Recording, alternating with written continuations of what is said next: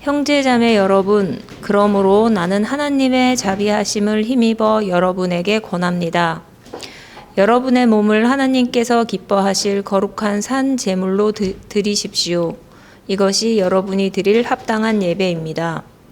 여러분은 이 시대의 풍조를 본받지 말고 마음을 새롭게 함으로 변화를 받아서 하나님의 선하시고 기뻐하시고 완전하신 뜻이 무엇인지를 분별하도록 하십시오. 사랑에는 거짓이 없어야 합니다. 악한 것을 미워하고 선한 것을 굳게 잡으십시오. 형제의 사랑으로 서로 다정하게 대하며 존경하기를 서로 먼저 하십시오. 열심을 내어서 부지런히 일하며 성령으로 뜨거워진 마음을 가지고 주님을 섬기십시오. 소망을 품고 즐거워하며 환난을 당할 때 참으며 기도를 꾸준히 하십시오. 성도들이 쓸 것을 공급하고 손님 대접하기를 힘쓰십시오. 여러분을 박해하는 사람들을 축복하십시오. 축복을 하고 저주를 하지 마십시오. 아멘. 오늘 말씀은 지난주 설교와 조금 이어지는 내용들이 있습니다. 그런데 이런 주제 제목의 설교는 정말로 부담스럽습니다. 특별히 지금과 같은 시대에는 더욱더 그런 것 같습니다. 왜냐하면은 불가능한 일이기 때문입니다. 그리고 굉장히 불편한 이야기이기 때문입니다. 그래서 필요한 부분만 이렇게 잘라서 설교를 할 수도 있지만 오늘 9절에서 14절까지의 말씀을 함께 우리가 살펴봐야 하나님께서 원하시는 뜻이 무엇인지 알 수 있고 또 예수님께서 그 하나님의 뜻대로 어떻게 사셨는지를 우리가 알 수 있기 때문입니다. 우리가 살아가는 이 세상을 한번 보면요, 기준이 과연 뭘까라는 고민들을 요즘 많이 하게 됩니다. 뭐가 옳고 뭐가 옳지 않은가. 기준이 많이 제 입장에서는 또 우리의 입장에서는 흐려진 것 같습니다. 지금은 그냥 내가 좋으면 그만이다. 그리고 남에게 큰 피해를 주지 않으면 그냥 내 마음대로 하는 게 기준이다. 이게 일반적인 사람들의 생각이 아닌가 생각됩니다. 물론 이렇게 어떻게 보면 좋은 기준도 있지만 또 조금만 더 살펴보면 우리가 경쟁에 대한 두려움이 있지요. 경쟁이 있다는 것은 결국에는 남보다 더 나아야 살아남는다는 그런 두려움이 있지요. 근데 그 과정에서 늘 신사적이고 또 늘 선한 방법으로 남을 이기지는 못하죠. 그렇기 때문에 어떻게 해서든지 경쟁에서 살아남아야 된다. 뭐 그런 거에 대한 두려움이 있습니다. 그리고 사람의 가치는 결국 돈과 성공이 결정을 한다. 라는 그러한 생각들이죠. 그래서 어떻게든지 돈을 많이 벌고 성공을 하려고 하는 것이죠. 또 그 과정에서 손해를 보면 어떻게 해야 되나? 눈에는 눈, 이에는 이. 보복의 정서가 또한 우리의 삶의 기준으로서 지금 자리 잡고 있습니다. 이런 것들이 이 시대를 지금 움직이는 거대한 물결이 되었다고 할 수 있습니다. 이것을 한마디로 성경은 이 시대의 풍조라고 이야기를 합니다. 이것은 물결 앞에서 그런데 사도 바울이 우리에게 들려주는 말씀이 있습니다. 여러분은 이 시대의 풍조를 본받지 말고 마음을 새롭게 함으로 변화를 받아서 하나님의 선하시고 기뻐하시고 완전하신 뜻이 무엇인지를 분별하도록 하십시오. 오늘 본문 말씀은 로마서 12장인데요. 이 12장은 로마서에서 큰 전환점이 있는 그러한 장입니다. 바울은 1장에서 11장까지 하나님께서 어떤 일을 하셨는지를 선포했습니다. 진노 아래 있었던 죄인이 그리스도의 십자가로 값없이 의롭다 하심을 얻었다라고 이야기를 합니다. 그리고 성령 안에서 새 생명의 길을 걷게 되었기 때문에 그 무엇도 우리를 하나님의 사랑으로부터 끊을 수 없다는 이 복음을 선포하고 11장 마지막에서 이러하신 이런 하나님에 대한 찬양으로 끝을 냅니다. 그리고 12장 1절 첫 마디가 그러므로 이야기를 합니다. 그러므로 11장까지의 말씀의 근거에서 그러므로 이제 어떻게 살아야 될지를, 어떻게 행동해야 될지를 이야기를 하고 있는 것이죠. 그래서 12장 1절의 그러므로는 앞 11장을 이어주는 그런 단어입니다. 하나님께서 베푸신 은혜를 참으로 깨달은 사람은 이제 그 은혜에 합당한 순종으로 응답해야 된다는 그런 뜻입니다.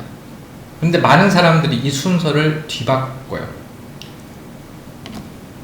하나님께 순종한 삶을 먼저 살면 하나님께서 기뻐하시는 사람이 될 거라고 생각하는데 그렇지 않고 이 순서가 굉장히 중요합니다.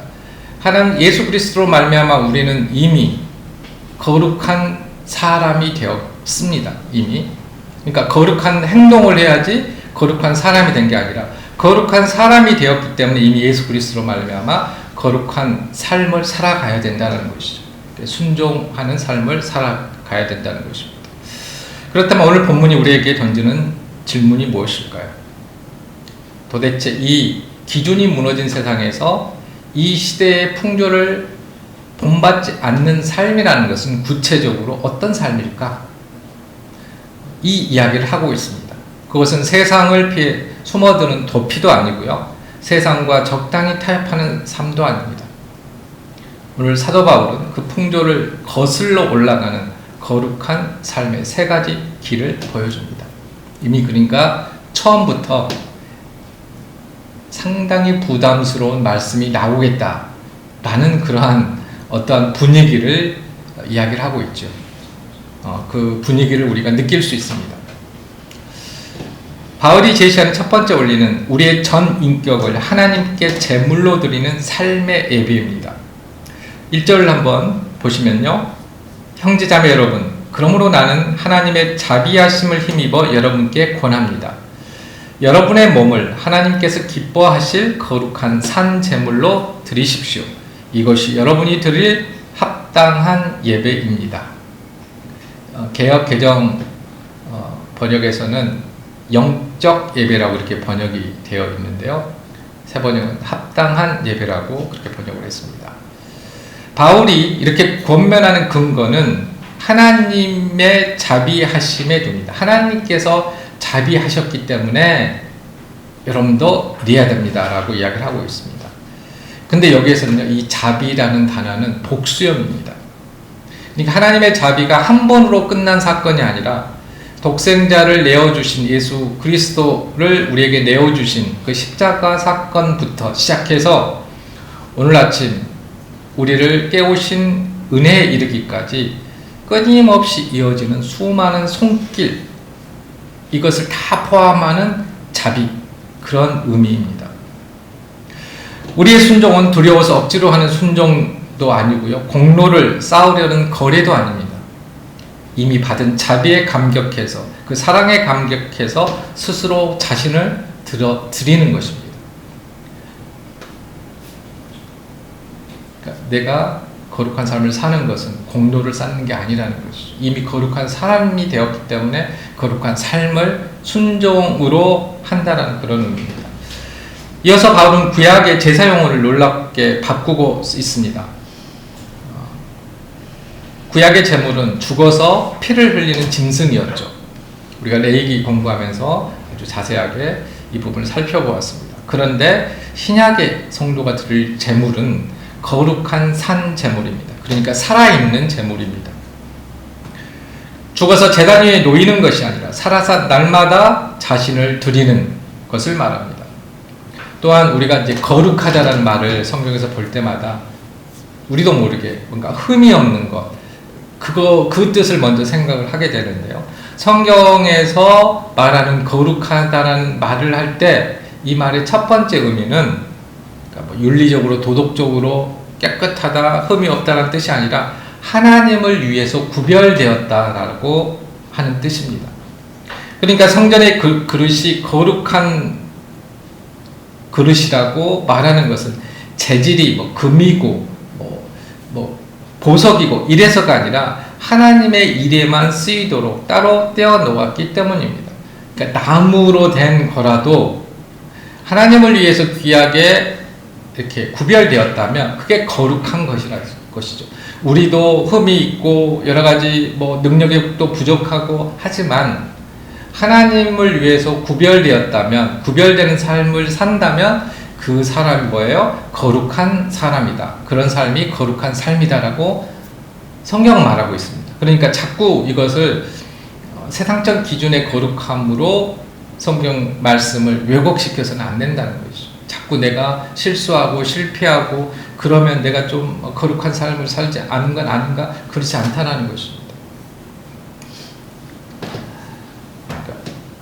돌로 되든 뭐 나무로 되든 버려진 것을 다시 쓰든 깨끗이 만약에 씻겨서 그걸 이제 회개라고 한다면 하나님을 위해서 사용된다면 그게 거룩한 것입니다. 여기서 여러분의 몸이라는 말이 있는데요. 이 말을 우리가 조금 깊이 생각해 보아야 됩니다. 성경이 말하는 몸은 영혼과 분리된 껍데기가 아닙니다. 이 몸에 대한 것도 우리가 오해를 참 많이 하는데요. 몸 하면은 영혼 이렇게 구별을 합니다. 그런데 성경에서는 몸과 영혼을 이렇게 나누지 않습니다. 그러니까 구별해서 설명을 하기 위해서 구별은 하지만 인간 한 존재를 이야기할 때는 그렇게 나누지 않습니다. 왜냐하면 몸만 있는 영혼이 없는 존재를 인간이라고 하지 않고요. 몸이 없고 영혼만 있는 존재를 또 인간이라고 하지 않습니다. 죽은 거죠. 만약에 몸이 없다면. 바울에게 몸이란 세상과 부딪혀 살아가는 나의 전 인격, 곧 나의 일상 전체를 가리키는 것입니다. 물론 다른 용례로도 사용됩니다. 몸이 예를 들어서 아직 거룩한 삶을 살지 못하는 그런 사람에 대해서는 몸이라고도 말하고요. 그 다음에 거룩한 삶을 사는 인간의 사람에 대해서는 영이라고 이렇게 표현한 경우도 있습니다. 하지만 몸과 영혼을 구분해서 사용하고 있지는 않는다는 것이죠. 여기서는 그러니까 실제로 현실에서 살아가는 그러한 존재를 몸이라고 이야기를 하고 있는 것입니다. 내 눈이 무엇을 보았는가? 내 입술이 어떤 말을 하는가? 직장과 가정에서 어떤 태도로 살아가는가? 이 모든 자리가 하나님께 드려질 제단입니다. 그렇기 때문에 이 제사는 예배당 안에 갇혀 있지 않습니다. 삶의 현장에서 날마다 숨쉬며 드려지는 제사입니다. 제단이 어디예요? 우리의 삶이라는 것이죠. 제물이 뭐예요? 우리의 몸입니다. 이 몸은 부정적인 의미의 몸이 아니라 현실에 발을 딛고 살아가는 그러한 존재로서의 몸입니다. 바울이 이것을 합당한 예배라고 부릅니다. 여기에 쓰인 헬라어가 로기코스인데요. 우리가 여기에서 이제 영적 이러면은 이제 그 개역개정에서 이 영적이라고 그 번역을 했으니까 이 말에 대한 오해도 적지 않은 것 같습니다. 뭔가 영적이라고 그러면은 신비한 감정 상태를 먼저 생각하게 됩니다. 그런 점에서 여기에 오해할 수 있는 여지가 있죠. 그런데 이 단어의 좀 더 정확한 뜻은, 문자적 뜻은 이치에 맞는 합당한, 참된 이런 뜻입니다. 그러니까 이것이 영적 예배, 그러니까 합당한 예배다 이렇게 말할 수 있는 것이죠. 그래서 이 세번역 성경이 이 부분은 그래도 원문에 더 적합하게 번역한 것 같습니다. 하나님의 자비를 아는 사람에게는 일상을 산 제물로 드리는 삶이야말로 가장 이치에 맞고 참된 예배라는 그런 말입니다. 그러면 이제 이 예배가 어떻게 가능할까요? 그게 2절 말씀에서 하고 있습니다. 그 부분을 여러분은 이 시대의 풍조를 본받지 말고 마음을 새롭게 함으로 변화를 받아서 하나님의 선하시고 기뻐하시고 완전한 뜻이 무엇인지를 분별하도록 하십시오. 먼저 소극적인 명령이 있습니다. 이 시대의 풍조를 본받지 말고, 여기서 본받다라는 이 단어는요, 겉모양을 따라 틀에 맞춘다는 그런 뜻입니다. 그러니까 붕어빵 아시죠? 붕어빵. 붕어빵을 만들려면 뭐가 있어야 돼요? 붕어빵 틀이 있잖아요. 틀에 뭐예요? 밀가루를 붓잖아요. 그러니까 그걸 말하는 것입니다. 본받다라는 뜻은. 그러면 어떻게 똑같은 모양으로 찍어 나오잖아요. 그러니까 이 시대의 가치관이라는 그 틀, 거푸집에 우리의 생각을 밀어 넣지 말라는 그런 뜻입니다. 자꾸 우리가 내가 좀 시대에 뒤떨어진 건 아닌가? 올드한 건 아닌가? 잘못된 건 아닌가? 그래서 시대 정신에 맞는 것이 마치 진보인 것처럼 느껴지고 뭔가 발전한 것처럼 느껴지고 그렇잖아요. 근데 그렇지 말라는 것입니다. 이 세상은 죄가 지배하는 낡은 시대입니다. 우리의 몸으로는 이 땅을 딛고 살지만 이미 그리스도의 부활로 시작된 새 시대에 속한 사람들입니다. 그러니까 시대의 정신이 중요한 게 아니라 하나님 나라의 틀이 중요한 거죠. 하나님의 뜻이 중요한 것입니다. 왜냐하면 영혼이 살아가면서 우리는 그 하나님의 뜻에 맞게 살아갈 존재이기 때문에 그런 것입니다. 그 다음에는 적극적인 명령이 있습니다. 마음을 새롭게 함으로 변화를 받아서. 여기서 변화라는 단어는요, 애벌레가 나비가 되듯이 속에서부터 완전히 달라진다라는, 완전히 달라지는 변화를 뜻합니다. 변화도 여러 가지가 있잖아요. 애벌레가 나비가 되는 정도의 변화를 뜻합니다. 겉을 다듬는 정도가 아니라 존재 자체가 바뀌는 것을 말합니다. 그리고 그 변화가 일어나는 통로로 마음을 말하는데요. 지금은 우리는 마음은 마치 무슨 감정이 모여있는 곳, 그 다음에 머리는 뭐예요? 판단하고 생각하는 곳으로 이렇게 나눠지잖아요. 근데 성경시대에는 마음에서 모든 것이 일어납니다. 생각하고 판단하는 그 곳이 마음입니다. 그래서 로마서 1장 18절을 보면 하나님을 인정하기 싫어한 인류를 하나님께서 타락한 마음 자리에 내버려 두셨다라고 말합니다. 타락한 마음 자리에 내버려 두셨다. 판단력 자체가 망가진 것입니다. 그러니까 아무리 능력이 있어도 이게 판단력이 잘못되면 결과가 완전히 달라집니다. 그러나 복음의 은혜와 성령의 역사로 우리의 생각이 새로워질 때 우리는 비로소 하나님의 뜻을 분별하게 됩니다. 이 분별은 머리로 아는 데서 그치지 않고 살아보며 검증해내는 것을 뜻합니다. 그러니까 하나님께서 우리와 동행하신다. 자, 이것이 그냥 이 구절로 믿어질 뿐만 아니라 삶 속에서 이게 경험이 돼야지 우리의 고백이 살아있는 것이 되는 거죠. 우리의 이 지식이 살아있는 지식이 되는 것이죠. 그런데 지식적으로만 알고 실제로 경험하지 못한다면, 그리고 이 말 자체가 하나님께서 우리와 동행하신다는 이 말 자체를 허망한 말로 누군가가 판단한다면 그 분별력이 없다라고 말할 수 있는 것입니다. 아무리 그 사람이 성공을 했고 지식이 많다고 할지라도 그렇습니다. 그러므로 주일과 우레를 갈라놓는 이혼론의 껍질을 우리는 깨트려야 합니다. 예배당에서는 거룩하다가 문을 나서는 순간 이익을 줍고 가정에서는 거친 말로 상처를 준다면 그 예배는 반쪽입니다. 아니면 그 예배는 예배가 아닌 것이죠. 참된 예배는 주일 정오에 끝나지 않고 월요일 아침 일터에서 다시 시작됩니다. 손해를 보더라도 정직하게 세금을 내고 거래처와의 약속을 신실하게 지키고 혀로 비방하는 대신에 격려를 할 때 그것이 하나님께서 받으시는 산 제물입니다. 또한 남들도 그렇게 산다는 그런 세상의 속삭임에 생각의 주도권을 내어주지 말고 날마다 말씀과 기도로 그 자리를 시대 정신이 아니라 성령님과 하나님의 말씀으로 채우는 것이 우리 그리스도인의 할 일이라고 말할 수 있습니다. 그런데 새롭게 변화된 성도의 삶은 홀로 증명되지 않습니다. 그것은 지체들과의 관계, 즉 공동체 안에서 거짓 없는 사랑으로 드러납니다. 그래서 참된 요즘에 이제 가나안 성도를 이야기를 하면서 나는 교회는 안 다니지만 하나님을 믿는다라고 하는 말이 그들이 구원을 받지 못한다라고 말할 수는 없지만 성경에서 말하는 참된 신앙생활, 성령의 열매를 맺기는 참으로 어렵다라고 할 수 있습니다. 우리가 신앙 공동체를 이렇게 유지하는 것은 단순히 그냥 모든 사람들이 다 마음에 맞아서 그런 것이 아닙니다. 본문 9절을 보십시오. 사랑에는 거짓이 없어야 합니다. 악한 것을 미워하고 선한 것을 굳게 잡으십시오.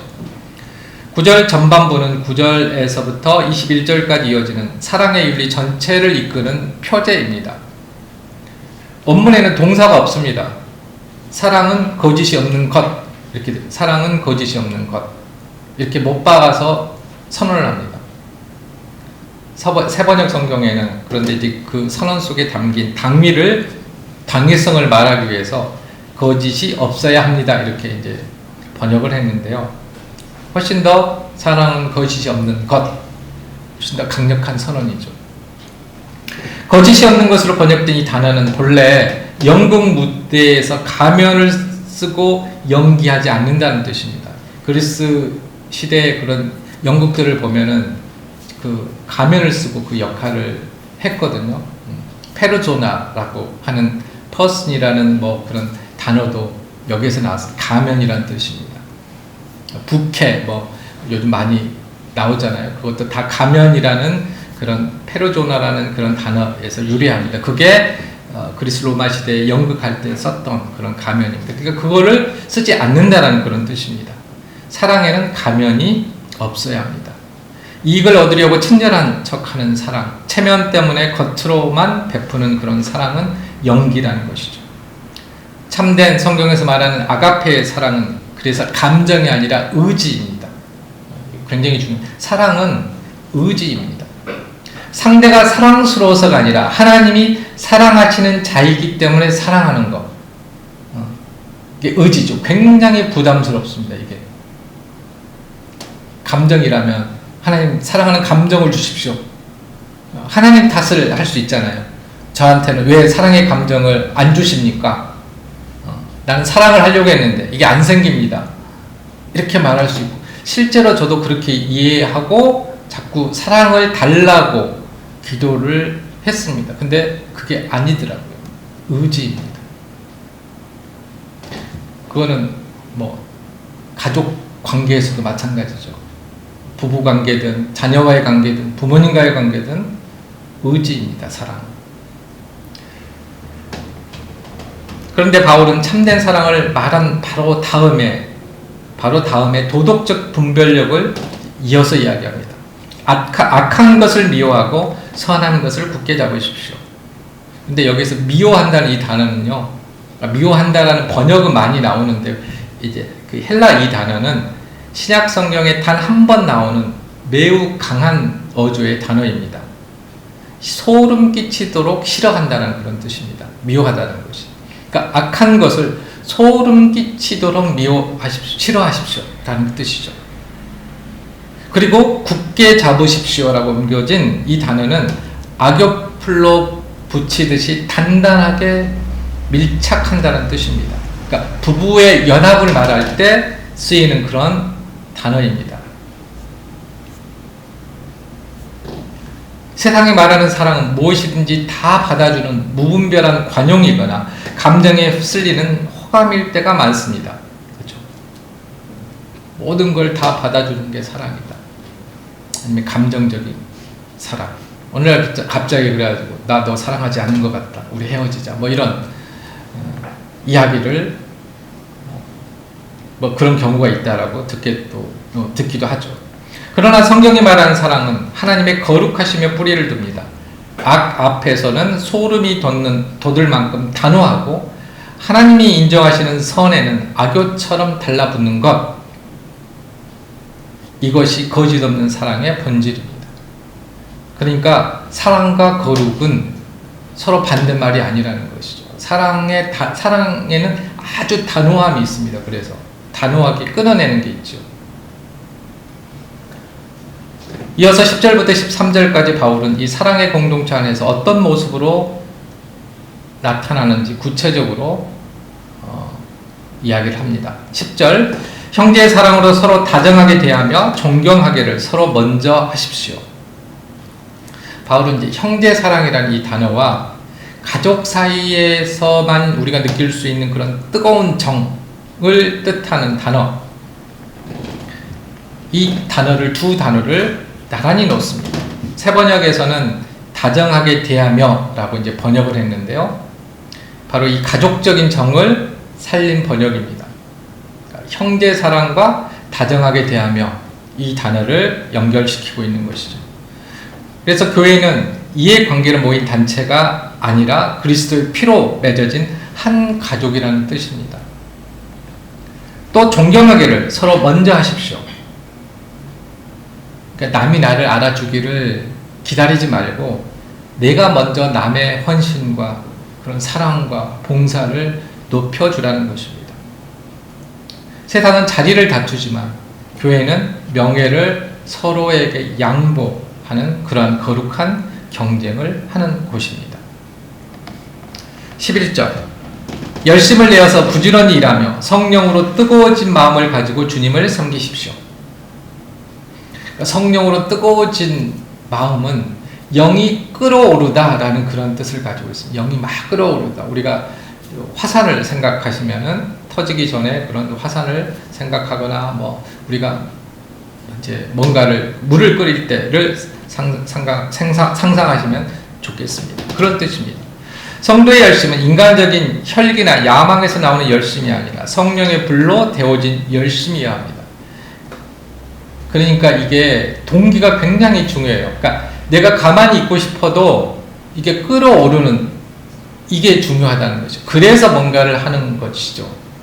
마음은 안 그런데, 하고 싶지 않은데 직분 때문에, 체면 때문에 하는 게 아니라는 것입니다. 동기부여가 자연스럽게 나오는 것.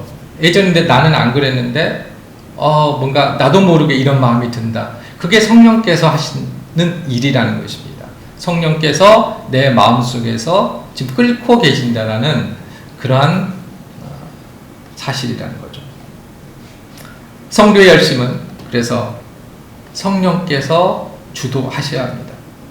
그렇기 때문에 그 열심의 방향은 나의 성취가 아니라 주님을 종으로 섬기는 데 있습니다. 그러니까 그거를 온전히 자신의 자랑으로 삼을 수가 없는 것이죠. 처음부터 성령께서 나를 통해서 하게끔 하셨기 때문에, 그러니까 내 능력이나 내가 착해서나 온전히 그러지 않기 때문에 내 자랑이 될 수 없는 것입니다. 10절 말씀입니다. 소망을 품고 즐거워하며 환난을 당할 때 참으며 기도를 꾸준히 하십시오. 세 가지가 이제 쭉 한 줄로 있습니다. 앞을 바라보는 소망이 있기 때문에 현재 환난, 즉 짓누르는 압박을 견딜 수 있고 그 견딤을 가능하게 하는 힘은 바로 기도입니다. 꾸준히 하십시오로 옮겨진 이 단어는 붙잡고 놓지 않는 끈질김을 탑니다. 그러니까 이 세 가지는 서로 떨어진 덕목이 아니라 하나로 이어져 있습니다. 소망, 그 다음에 환난, 기도. 소망, 환난, 기도는 한 세트입니다. 13절 말씀을 보면요. 성도들이 쓸 것을 공급하고 손님 대접하기를 힘쓰십시오. 지체들의 실제적인 필요에 함께 참여하는 나눔과 낯선 사람을 향해 문을 여는 환대입니다. 특히 힘쓰십시오라는 이 단어는요. 사냥꾼이 짐승을 뒤쫓듯이 적극적으로 추구하라는 그런 뜻입니다. 그러니까 기회가 오면 하고 아니면 말고 그런 뜻이 아니고요. 먼저 찾아 나서라는 뜻입니다. 힘쓰십시오. 애쓰십시오. 오늘 우리의 교제는 어떠합니까? 사람을 만나면서도 이 사람 나에게 도움이 될까 먼저 계산하고, 교회 안에서도조차도 비교와 시기, 험담 이런 것들이 있어서 성도의 교제를 흐리게 합니다. 그렇기 때문에 우리는 달라야 합니다. 달라져야 합니다. 보이지 않는 곳에서 묵묵히 섬기는 지체를 먼저 높여줘야 합니다. 왕년에는, 예전에는 나도 저랬는데 라는 추억에 머무르면 안 됩니다. 늘 현재형으로 성령의 불로 뜨거워야 합니다. 그리고 말로만 평안히 가서 배부르게 먹으십시오 하고 말해서는 안 됩니다. 그럼 농담도 있잖아요. 먹을 쌀이 없다고 그러니까 고기 먹으면 된다고 그러고 케이크 먹으면 된다고 그러고 빵 먹으면 된다고 하고 그렇게 말해서는 안 된다는 것이죠. 어려운 이웃에게 물질을 나누고 따뜻한 밥 한 끼를 대접하는 그런 모습이 우리에게도 있어야 합니다. 그럴 때 이런 구체적인 모습이 그런 사랑이 세상을 부끄럽게 만듭니다.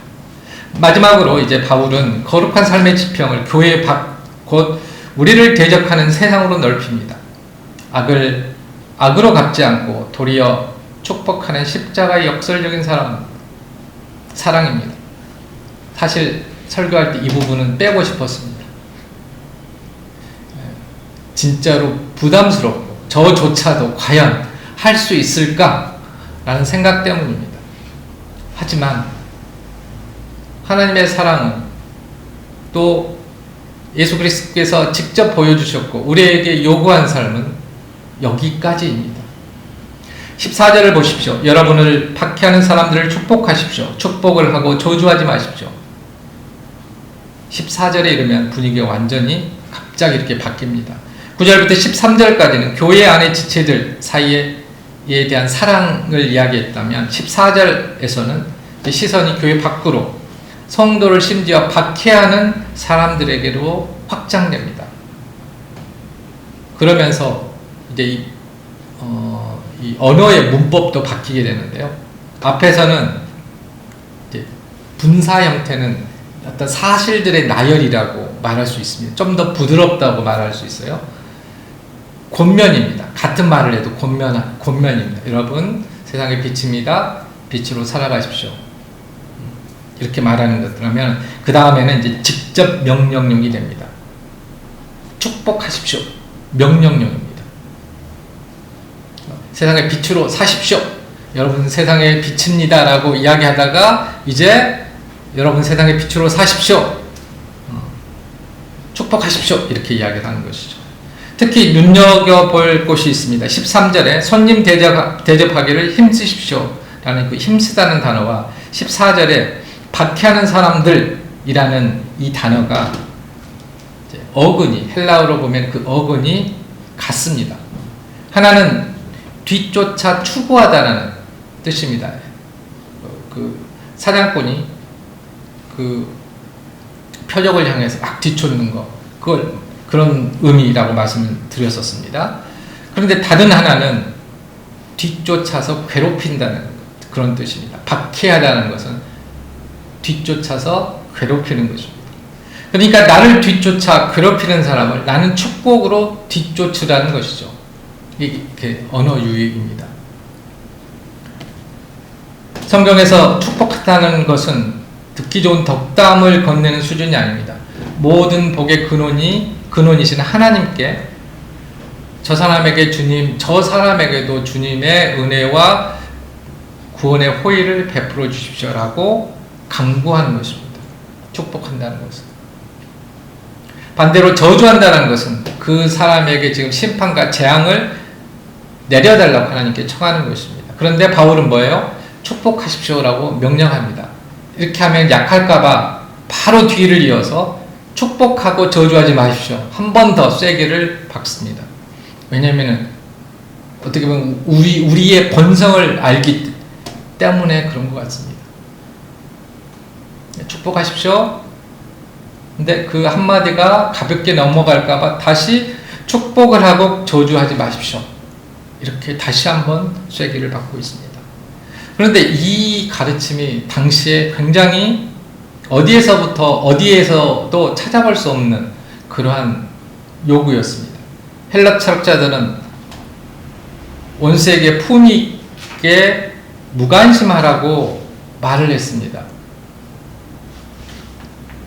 하지만 축복하라는 말을 하지 않았습니다. 그러니까 대항하지 말라, 함께 싸워라, 보복하라 이렇게 말하지 않는 것만으로도 대단한 것이죠. 그리고 유대 전통에서는 동족에게는 복수를 금했지만 이방의 원수를 향해서는 하나님의 공의로운 심판을 구하도록 했습니다. 그런데 예수님은 그렇게 말씀하지 않으셨죠. 너희 원수를 사랑하고 너희를 박해하는 사람을 위하여 기도하여라. 너희를 저주하는 사람을 축복하고 너희를 모욕하는 사람들을 위해서 기도하여라. 예수님께서 처음으로 참 우리의 지금 생각으로는 과연 이게 가능할까라는 그 말씀을 하셨다는 것이죠. 그리고 예수님께서 말로만 그렇게 하시고 끝나셨다면 모르는데 당신이 하신 말씀대로 그대로 사셨습니다. 십자가 위에서 자신을 조롱하고 못 박는 사람들을 향해서 아버지 저 사람들을 용서해 주십시오. 저 사람들은 자기네가 무슨 일을 하는지를 알지 못합니다. 이렇게 기도하셨습니다. 바로 이 십자가의 사랑이 오늘 이 명령의 유일한 근거이자 뿌리입니다. 그러니까 자꾸 어떤 사람들은 바울이 기독교라는 종교를 만들었다라고 이야기를 하는데요. 바울은 예수님께서 하신 말씀에서 벗어난 이야기를 하지 않습니다. 표현은 다르게 할 수 있겠지만 그 근본적인 그 흐름에서는 다른 말을 하고 있는 게 아닙니다. 그래서 기독교는 바울의 종교가 아닙니다. 바로 이 십자가의 사랑 때문에 성도들은 억울함을 당할 때 자기 손으로 원수를 갚지 않습니다. 공의로운 심판은 하나님의 진노하심에 맡기고 도리어 원수에게 선을 행함으로 악에게 지지 말고 선으로 악을 이깁니다. 세상의 논리는 분명합니다. 받은 만큼 돌려줘라. 눈에는 눈, 이에는 이. 나를 모함하는 사람 앞에서 우리의 본성은 즉시 분노와 복수심으로 반응합니다. 그러나 우리는 누구입니까? 우리도 한때 하나님의 원수였던 사람들입니다. 그런 우리를 그리스도께서 십자가에서 피 흘려서 화해하게 하셨습니다. 그 용서를 받은 사람이 어떻게 다른 이에게 저주의 칼날을 겨눌 수 있겠습니까?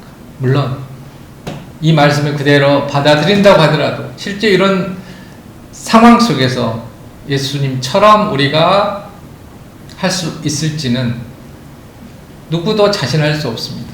하지만 하나님의 뜻은 이렇게 하는 거라는 것이죠. 그러니까 그리고 만약에 그런 상황에서 우리가 원수를 향한 그러한 사랑의 마음이 생긴다면 그건 우리의 힘이 아니라는 것입니다. 성령께서 마음속에서 끌어서 물을 끓듯이 끌어서 그렇게 하신다는 것이죠. 직장에서 여러분을 억울하게 모함하는 사람이 있습니까? 가족 가운데 정말로 마음의 대못을 박는 사람들도 있지요. 그들을 향한 비방의 말을 그런데 우리는 우리의 입술로 내뱉어서는 안 됩니다. 오히려 하나님께 그 영혼을 위해서 우리는 기도해야 합니다. 하나님, 저 영혼의 눈을 열어주십시오. 저의 억울함을 신실하신 하나님께 맡깁니다. 중요한 거는요, 내가 손을 뗄 때 하나님의 공의가 일하기 시작한다는 것입니다. 내가 손을 떼야 됩니다. 이게 정말로 어려워요. 저도 어렵습니다. 그런 상황이 안 오기를 간절히 바랄 뿐입니다. 혹시나 여러분에게 들킬까 봐서 설교를 이렇게 해놓고 그럴 만큼 어려운 일입니다. 하지만 분명한 것은 내가 손을 떼야지 하나님께서 일하신다는 것입니다.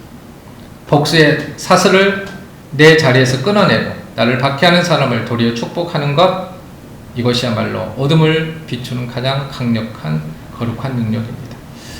이제 말씀을 맺겠습니다. 오늘 우리는 기준이 무너진 세상 속에서 이 시대의 풍조를 본받지 않는 거룩한 삶이 무엇인지를 확인했습니다. 첫 번째로는 우리의 삶 전체를 하나님께서 기뻐하시는 거룩한 산 제물로 드리는 삶입니다. 주일의 예배가 월요일의 일터로 이어지고 말씀으로 생각을 새롭게 하여서 하나님의 뜻을 분별하는 삶입니다. 두 번째는 가면 없는 순전한 사랑으로 공동체를 세우는 삶입니다. 악한 것을 미워하고 선한 것을 굳게 잡으며 서로를 나보다 먼저 존경하고 성령으로 뜨거워진 마음으로 주님을 섬기며 연약한 지체의 필요를 기쁨으로 채워주는 삶입니다. 마지막으로 나를 박해하는 사람까지 축복하며 선으로 악을 이겨내는 십자가의 삶입니다. 칠흑 같은 어둠 속에서도 작은 촛불 하나가 온 방을 밝힙니다.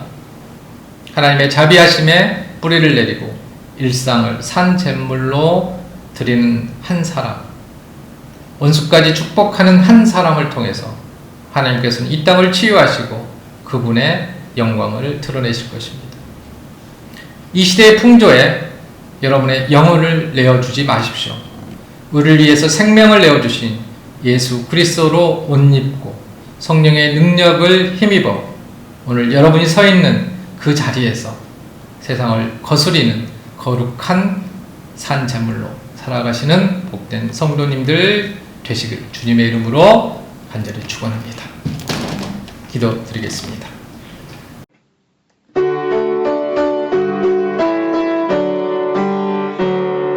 주여 우리 축복하소서 당신의 평화를 주소서